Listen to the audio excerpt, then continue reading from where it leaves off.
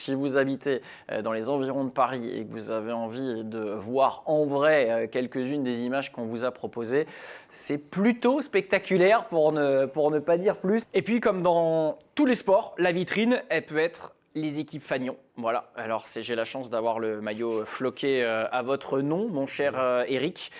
Oui, parce qu'il y a des compétitions internationales, on l'a suggéré avec la création de la fédération, avec des Coupes du Monde. Et la France est historiquement une très bonne nation, puisqu'elle possède, vous l'avez dit, un major, l'équivalent d'un grand chelem au tennis, on peut le dire de cette manière-là, qui se déroulera en banlieue parisienne, à Maison Lafitte, dans quelques jours, les 25 et 26 janvier prochains. Vous en êtes le co-organisateur en tant que club ou en tant que fédération, Paul? Non, pour le coup en tant que club. D'accord, très bien. Ouais, donc les bénévoles, les moyens, ça viendra de vous. Et aussi le matériel. Est-ce que tout le monde va jouer avec le même matériel? Comment ça se passe là? Je pensais à ces figurines, à ces tables. Vous devez en mettre à disposition combien? Combien de pays vont venir? Enfin bref, je suis très curieux. Super question, effectivement. Alors, en fonction du nombre de joueurs, là, effectivement, c'est un des plus gros tournois du monde. Donc là, on doit aligner 48 tables.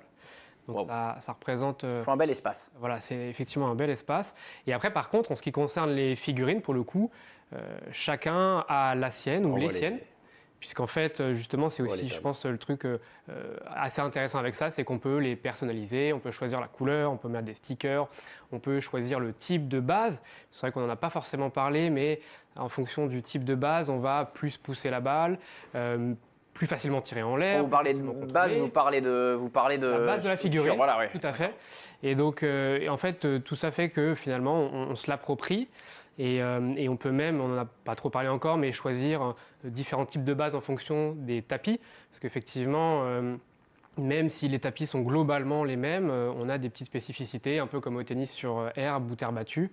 À ce point-là, ah oui. Alors avec des différences un peu moins importantes, mais on va avoir des terrains qui vont plutôt glisser, plutôt faire rouler la balle, d'autres où ça va être des surfaces plus lentes.